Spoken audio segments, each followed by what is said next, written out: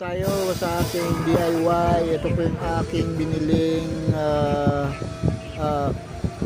ang tawag doon, yung pinaka-stick ng soldering stick, yung pinaka-point nya, yung dulo, yung ginagamit sa dulo ng ano. Bumili na po ako.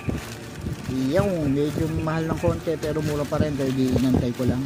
Anong dulo? Yung pinaka-dulo ng stick. Ayan guys, ito, papakita ko sa inyo. Ito, soldering stick, no? Ayan, ito yung, I think ito yung pang 40 watts. Bibili na rin ako nung pinaka-heatsink ng 40 watts. Gagawin ko, gabi ko kasi diyang soldering stick.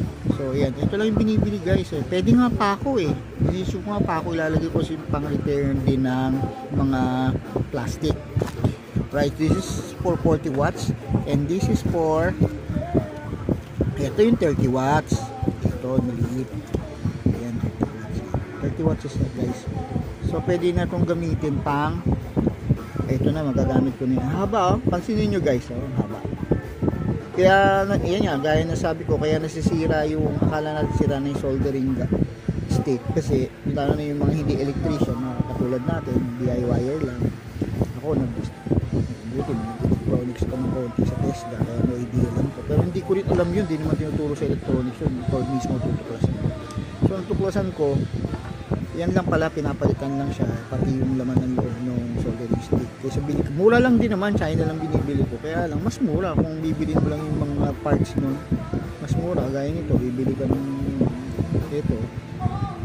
Mura lang, parang 20 plus lang ito, diba? Tapos parang baka lang ito. Stainless ba yan? Pwede talaga, ano? Pang re-repair din kasi ako ng mga plastic ng motor na naputol na, i-repair ko, kaya gagamitan ko ng mga pako. Ganito lang yung suka, ito pang 30 watts to. So yan, mag-vlog din ako noon kasi may i-repair ko yung sa isang motor ko, yung mga nasisira na so subukan ko ng DIY din para mawala yung mga biyak-biyak, mabalik sa dati, so original. So ganun lang, kaysa magpagawa tayo, napakamahal, libo-libo. Ayan, try natin gumawa.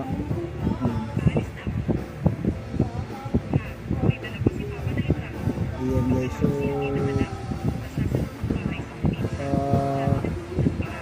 kung gusto nyo bumili nito, sa Lazada lang siya guys, kung kayo makabili. Tapos yung mga soldering stick nyo, pwede nyo paayos. Or kung marunong kayo, saglit lang. Pag nabili nyo yung ano, dinidikit na ako, ngayon wala naman ako sinolder. Parang binuhol-buhol ko lang siya. Okay na siya. So, ito yung mga kailangan. This one.